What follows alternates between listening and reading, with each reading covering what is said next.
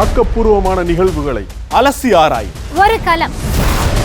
RDX திங்கள் முதல் சனிக்கிழமை வரை இரவு 7 மணிக்கு.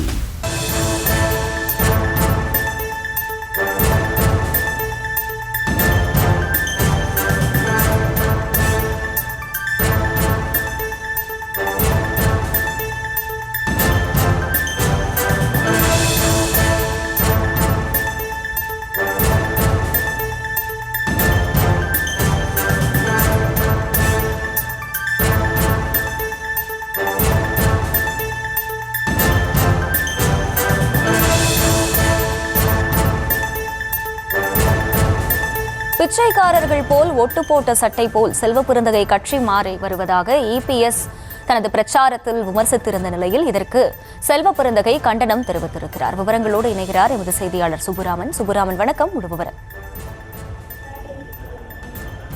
வணக்கம். நேற்றைக்கு பிரச்சாரம் கொண்டிருந்த எடப்பாடி பழனிசாமி செல்வபெருந்தகை மீது கடுமையான விமர்சனங்களை வைத்திருந்தார். அவர் பல்வேறு கட்சிக்கு சென்று வந்தவர், அவருக்கு காங்கிரஸ் கட்சி மீது விசுவாசம் என்பதே கிடையாது என்று கடுமையான குற்றச்சாட்டுகளை வைத்திருந்தார். குறிப்பாக காங்கிரஸ் கட்சியுடைய முன்னாள் மாநில தலைவர் KS அழகிரி ஆட்சியில் பங்கு வேண்டும் என்று எழுப்பிய கருத்துக்கு செல்வபெருந்தகை எதிர்க்க மறுக்கிறார். ஏன் அவர் இப்படி இருக்கிறார்? அவருடைய கருத்துக்கள் மாறுபட்டதாக இருக்கிறது. அவர் காங்கிரஸ் கட்சிக்கு விசுவாசம் இல்லாத ஒரு நபராக இருக்கிறார் என்று குறிப்பிட்டிருந்தார். இதற்கு நேற்றைக்கே செல்வபெருந்தகை பதிலடி கொடுத்திருந்தார். குறிப்பாக அதிமுகவில் எடப்பாடி பழனிசாமி விசுவாசமாக இருக்கிறாரா என்று பல்வேறு கேள்விகளை எழுப்பியிருந்தார். இதனைத்தான் தற்போது அறிக்கை ஒன்றையும் செல்வபெருந்தகை வெளியிட்டிருக்கிறார். அதில் அவர் குறிப்பிட்டுள்ளதாவது, மக்களால் தேர்ந்தெடுக்கப்பட்ட பிரதிநிதியை பிச்சைக்காரன் என்று இழிவுபடுத்துவது ஒரு தனிநபரை பழிக்கின்ற செயல் மட்டுமல்ல, இது கோடிக்கணக்கான ஏழை மற்றும் விளிம்பு நிலை மக்களின் வாழ்க்கையையும் இழிவுபடுத்தும் செயலாகும்.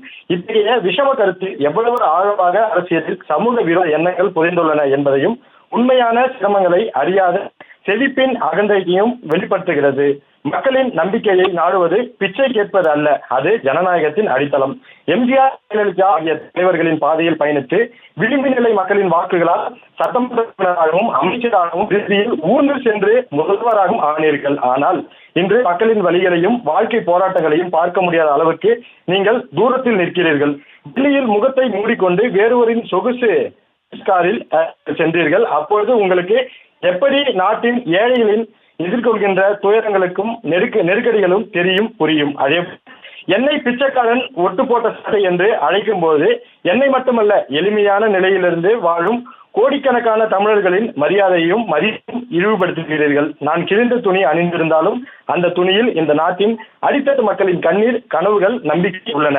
விளிம்பில் உள்ள மக்களால் அளிக்கப்படும் வாக்குகளே என் குரலாகவும் அடையாளமும் இருக்கின்றன.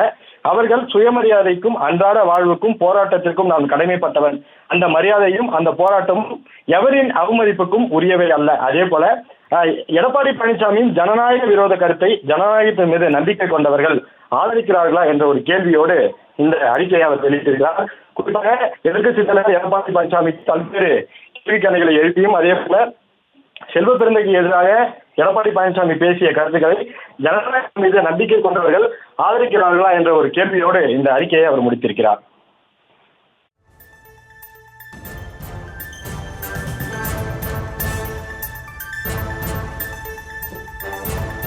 விவரங்களுக்கு நன்றி சுப்புராமன். பிரச்சாரத்தில் EPS பேசிய காட்சிகளை தற்போது பார்க்கலாம்.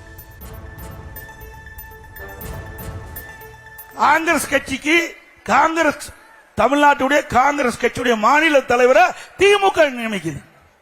அப்படித்தானே இருக்குது. காங்கிரஸ் கட்சி நூற்றாண்டு விழா கண்ட கட்சி. அப்படிப்பட்ட கட்சி திமுகவுக்கு அடிமையா இருந்து இன்றைய தினம் இன்றைக்கு அந்த மாநில காங்கிரஸ் கட்சியுடைய தலைவரை திமுக கட்சி யாரை பரிந்துரை செய்தோ அவர்களை இன்றைய தினம் நியமிக்கப்பட்டிருக்கிறாங்க. இப்படி அடிமைத்தனமாக இருப்பது இன்றைக்கு காங்கிரசும் திமுகவும் என்பதை எண்ணி பார்க்க வேண்டும்.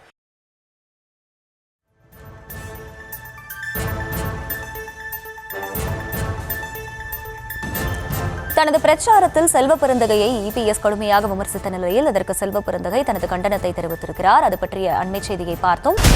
ஆக்கப்பூர்வமான நிகழ்வுகளை அலசி ஆராய் ஒரு களம்.